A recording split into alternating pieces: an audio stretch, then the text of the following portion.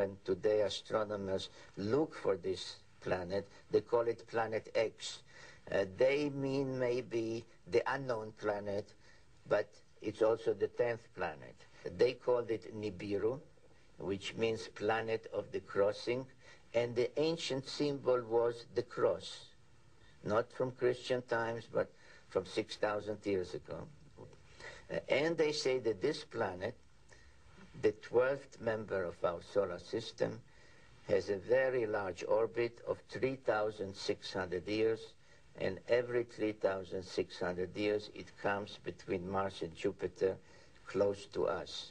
And it is then, they said, that people that look like us, not with little horns or green, people that look like us, started to come between their planet and Earth about 450,000 years ago. Why do they look like us? We look like them. Because if you know the Bible, which is based on the Sumerian tales, at some point they engaged in genetic engineering and mixed their genes with the genes of Homo erectus. We can use various scientific terms, but let's say with early hominids, to bring about Homo sapiens, us. Well, where did all this come from? And I think that you need to turn to the ancient Sumerians themselves and listen very carefully to what they have to say, because what they have to say, not just in one place, but over and over and over again, is that they were taught civilization by these beings that came from the heavens to the earth. They call them the Anunnaki. The Sumerians wrote down their history on clay tablets like these, which lay ignored in a Berlin museum for half a century. Few people have been able to decipher this ancient language, but one of them is Zecharia Sitchin. The writings and the pictorial evidence left behind by the Sumerians going back 6,000 years speak and depict people who came from another planet called Nibiru, and many of the depictions show them much bigger, at least by a third, perhaps more than the average human being, so they were giants. This Sumerian cylinder seal from a Berlin museum is astonishing for several reasons. First, it depicts our solar system with the sun at the center and the planets arrayed around it, a fact not known to European science till around 300 years ago. It also shows the planet Pluto, which we didn't discover till 1930. And amazingly, there's another planet, which the Sumerians called Nibiru, and believed that it was from where the Anunnaki, or celestial giants, came from. If you look at the three figures depicted here, they all look more or less the same size. But if you bear in mind that this figure of the deity, that he is seated, and you add from the knee to the hip to his size, you will realize that he is about 10 feet tall, a giant, one of those who from heaven to earth came. Looking for signs of extraterrestrial life, astronomers have searched deeper and deeper into the universe. But all along, maybe they should have been looking closer to home. For it's in our own solar system that a mysterious object has recently been detected, near where the Sumerians placed their planet Nibiru, home of the Anunnaki. For the believers, this is convincing evidence that the celestial giants are real.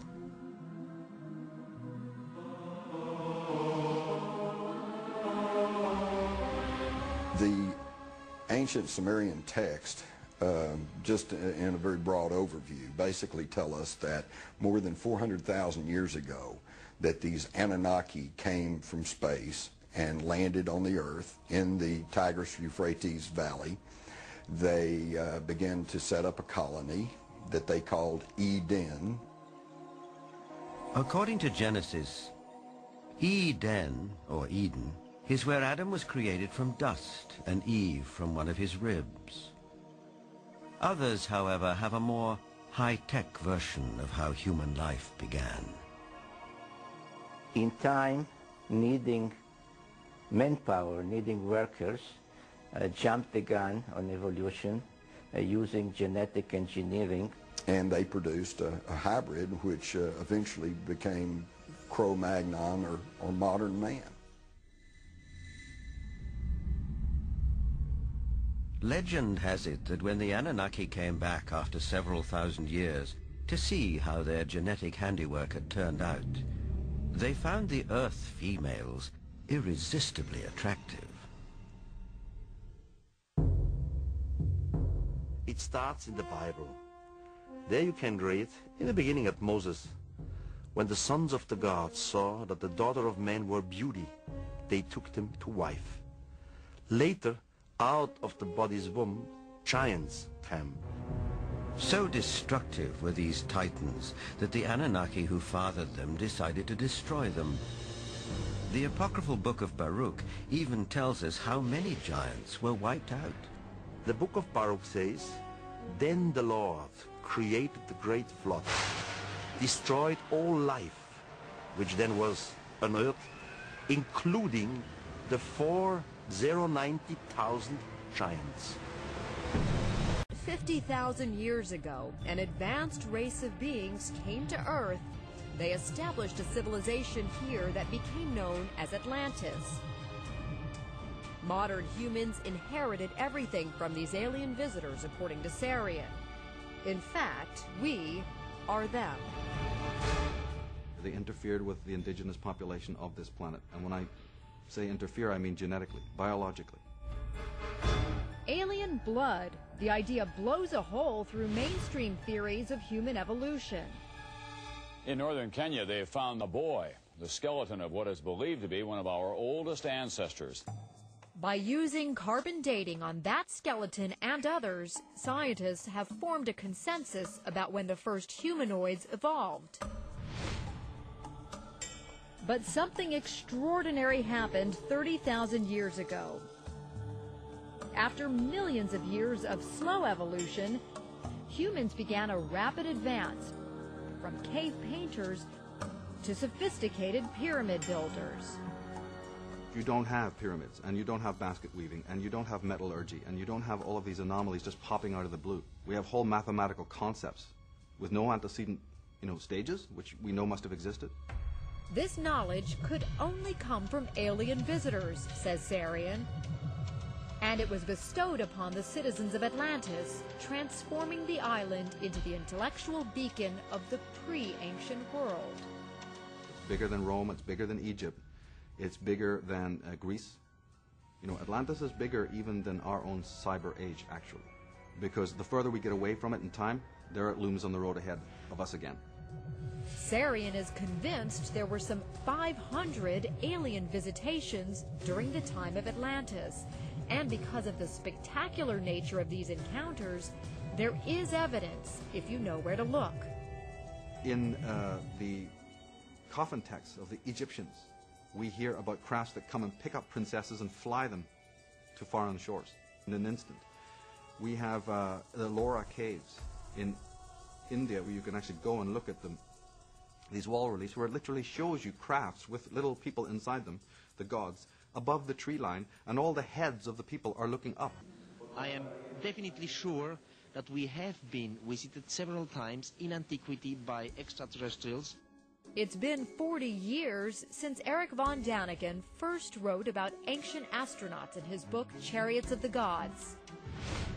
Since that time, authors like Zecharia Sitchin have gone to the far ends of the Earth looking for clues, painstakingly piecing together enough fragmentary evidence to build a new theory of human evolution.